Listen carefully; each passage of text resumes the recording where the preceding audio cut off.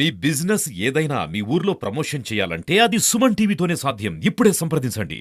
నమస్తే సుమన్ టీవీ. మనం ప్రస్తుతం పిఠాపురం నియోజకవర్గం గొల్లపురంలో ఉన్నాము.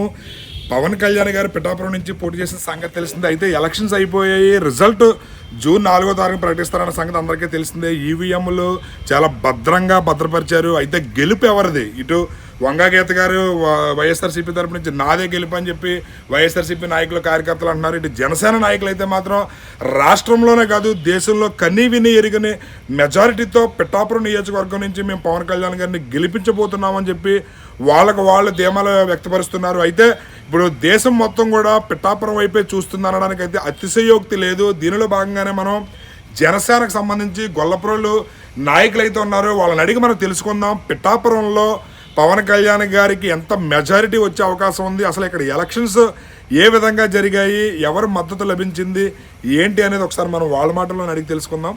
నమస్తే సార్, చెప్పండి, పిఠాపురంలో ఎలక్షన్స్ ఏ విధంగా జరిగాయి? పిఠాపురంలో ఎలక్షన్స్ పవన్ కళ్యాణ్ గారు ఎప్పుడైతే నేను పోటీ చేస్తున్నాను అన్నారో అప్పటి నుంచే కూడా పిఠాపురం నియోజకవర్గంలో ప్రజలు సంబరాలు చేసుకున్నారు. పిఠాపురం నియోజకవర్గంలో పవన్ కళ్యాణ్ గారు పోటీ చేయడం మాకు చాలా ఆనందంగా ఉంది.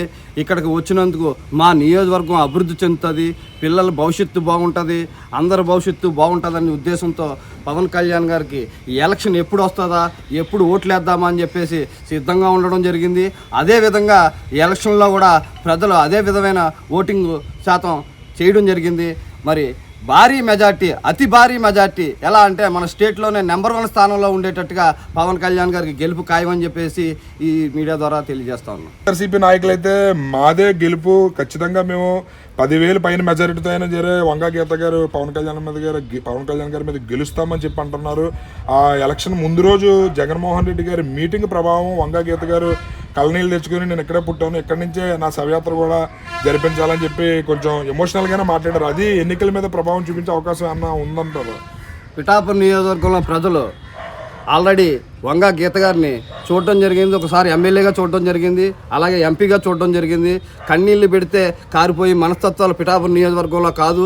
ప్రజలు ఆలోచనతోటి, చాలా మంచి ఆలోచనతోటి పవన్ కళ్యాణ్ గారికి అందరూ కూడా ఓట్లు వేయడం జరిగింది.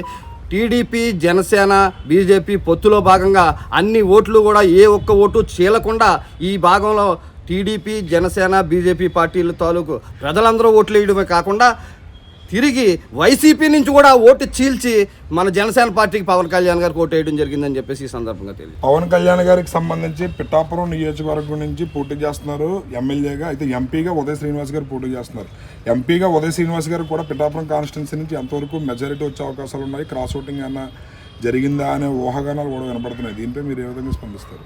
క్రాస్ ఓటింగ్ అనేది అసత్యం, నెగ్గలేక మాట్లాడేయా. నేను పవన్ కళ్యాణ్ గారికి ఎన్ని ఓట్లు వస్తాయో ఉదయ్ సీని గారికి కూడా అన్ని ఓట్లు వస్తాయి. ఎందుకంటే ఉదయ్ సీని గారు డే 1 నుంచి కష్టపడ్డాడు. ఇక్కడ పవన్ కళ్యాణ్ గారు క్యాండిడేట్ కాదు, ఉదయ్ సీనే క్యాండిడేట్ అన్న కాడి నుంచి కార్యకర్తలను జాయిన్ చేసుకోవడం, పార్టీని బలోపేతం చేయడం, అన్ని వర్గాల ప్రజల్ని కూడగట్టడం ఉదయ్ సీని పాత్ర కీలకం. అయితే ఇటు తెలుగుదేశం నుంచి టికెట్ ఆశించినటువంటి ఎస్విఎస్ఎన్ వర్మ గారు మద్దతు, అదేవిధంగా తెలుగుదేశం పార్టీ నాయకుల మద్దతు జనసేనకి ఎంతవరకు ఉపయోగపడింది అంటారు? పూర్తి స్థాయిలో ఉపయోగపడిందండి. పూర్తి స్థాయిలో వర్మ గారు కూడా కష్టపడి పనిచేశారు. కొద్దిపాటి ఇబ్బందులు లోన ఉండొచ్చు, కానీ మాకు అందరూ తెలుగుదేశం కూడా మాకు చుట్టాలు, మాకు పరిచయస్తులు, మాకు అందరితో సంబంధాలు ఉన్నాయి కాబట్టి మాకు ఎటువంటి ఇబ్బంది లేదు. చెప్పండి, ఇటు పవన్ కళ్యాణ్ గారు ఎమ్మెల్యేగా గెలిస్తే నా పేరు పద్మనాభరెడ్డిగా మార్చుకుంటానని చెప్పి కాపు ఉద్యమ నేత అయినటువంటి ముద్రగడ పద్మనాభం గారు ప్రకటించారు. ఆ ప్రకటనకి కౌంటర్గా మీ జనసేన నాయకులు మరి పవన్ కళ్యాణ్ గారు గెలుపు ఖాయమైందనే ఊహాగానాలు అయితే గట్టిగానే వినపడుతున్నాయి. కాబట్టి దానికి మీరు ఏ విధంగా మరి ఆయనకి చెప్పబోతున్నారు? పద్మనాభం గారు పెద్ద ఆయన ఎటువంటి కామెంట్ మనం చేయకూడదు. నేను కనుమరుగైపోతున్నాను, ఎలాగ బయటికి రావాలన్న ఆలోచనతో పేరు మార్చుకుంటానని పదమాటాడే, కానీ అది జరగని పని, అది ఇంపాసిబుల్. మీరు చెప్పండి, పవన్ కళ్యాణ్ గారు పిఠాపురం నుంచి ముందు నుంచి కూడా లక్ష మెజార్టీ అంటున్నారు. ఆ గెలుపు మీకు నిజంగానే ఏ విధంగా అనిపిస్తుంది? పవన్ కళ్యాణ్ గారు లక్ష మెజార్టీ అనేది మాకు చాలా కన్నుల పండగ కింద కనిపిస్తుందండి. ఇప్పుడే కాదు, అతను ఎప్పటి నుంచో రావాలని మేము ఇక్కడి నుంచి అనుకుంటున్నాం. గాజువాక, భీమవరం మేము ఎందుకు ఓడించుకున్నాం ఈ దేవుణ్ణి అని చెప్పేసి బాధపడేలాగా రిజల్ట్ మేము పిఠాపురం నియోజకవర్గం నుంచి చెప్తున్నాం. అంటే మెజారిటీ ఖచ్చితంగా 1,00,000 వచ్చే అవకాశం ఉందంటారా? 1,00,000 దాటచ్చండి. 1,00,000 అని అనుకుంటున్నారు. దీని ప్రత్యర్థులే ప్రత్యేకంగా మీకు ఎంత వస్తాయని చెప్పేసి ఇక్కడ వేరే వాళ్ళు చెప్తున్నారు. 1,00,000 ఈజీగా పైన రావచ్చు. పిఠాపురం నుంచి పవన్ కళ్యాణ్ గారు 2019లోనే పోటీ చేస్తే బాగుండు అని చెప్పి గట్టిగానే పిఠాపురం ప్రజలు కోరుకున్నారు. అయితే అది 2024లో నెరవేరుతున్నందుకు మీకు ఎలా అనిపిస్తుంది? ఇది ఒక సంక్రాంతి, క్రిస్మస్, ఈద్ ముబారక్ దానికంటే ఎక్కువగా ఉంటుందండి 4వ తారీఖున. పిఠాపురంకి సంబంధించి మండలం మొత్తం మీద గ్రౌండ్ లెవెల్లో పవన్ కళ్యాణ్ గారి గెలుపుకి మీకు ఏ విధంగా మీరు పనిచేశారు? జై జనసేన అండి. గొల్లపురంలో 2014లో పనిచేసిన యూత్ కొంతమంది ఉన్నారు. వాళ్ళందరినీ గ్యాదర్ చేసి కొత్తగా పార్టీలోకి వచ్చిన వాళ్ళందరినీ కలుపుకుని చాలా బాగా డెప్త్ కల్లా వెళ్ళి బాగా పనిచేసేవాడిని అందరూ. మేము బూతుల్లో తిరిగేటప్పుడు కానీ, వాటర్ని ఓటు అడిగేటప్పుడు కానీ, వాళ్ళ రెస్పాన్స్ కానీ, పెద్ద పెద్ద 60 సంవత్సరాలు 70 సంవత్సరాలు ఆడవాళ్ళు మీకు కంపల్సరీ పవన్ కళ్యాణ్ గెలిపిస్తామని చెప్పిన థియరీ కానీ నాకు చాలా బాగా నచ్చింది. నా అంచనాకు వచ్చి ఆ 70,000 80,000 అంటారు కానీ కంపల్సరీ 1,00,000 ఓట్లు దాటే వస్తాయి. ఎందుకంటే నాకు తెలిసి గీత గారికి 20% ఓట్లు పడి ఉంటాయి. అంటే 40,000 ఎంత ఆవిడకి వస్తాయి. సార్కి మాత్రం పవన్ సార్కి కంపల్సరీ 1,00,000 ఓట్లు దాటే వస్తాయి మెజార్టీ.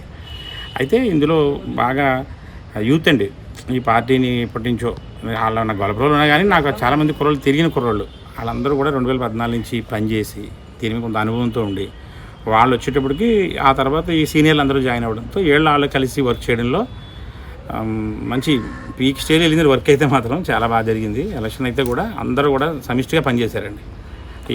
జూన్ 4వ తారీఖుని 1,00,000 మెజారిటీ వస్తే సంబరాలు ఏ విధంగా ఉండిపోతున్నాయి?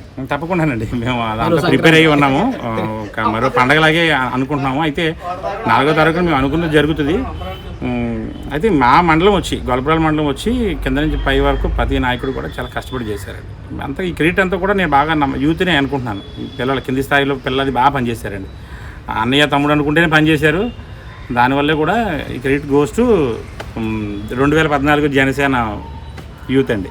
జనసేన గొల్లపురంకి సంబంధించి అయితే యువత ముఖ్యంగా 2014 నుంచి పార్టీలో ఉన్న యువత చాలా కష్టపడ్డారు. అత్యధిక మెజారిటీతో పవన్ కళ్యాణ్ గారిని గెలిపించబోతున్నాము. 1,00,000 ఖచ్చితంగా మెజారిటీ వస్తుంది. జూన్ 4వ తారీఖున మేము సంబరాలు చేసుకోబోతున్నాము. అది పవన్ కళ్యాణ్ గారి గెలుపు చరిత్రలో ఒక చిరస్మరణీయంగా నిలిచిపోతుంది. దేశవ్యాప్తంగా వచ్చే మెజారిటీలో అత్యధిక మెజారిటీ పిఠాపురం నియోజకవర్గం ఉంటుందని చెప్పి ఇక్కడ గొల్లపురంకి సంబంధించి జనసేన నాయకులు అయితే తెలియజేస్తున్నారు. కెమెరామెన్ సాయితో శ్రీనివాస్, సుమన్ టీవీ.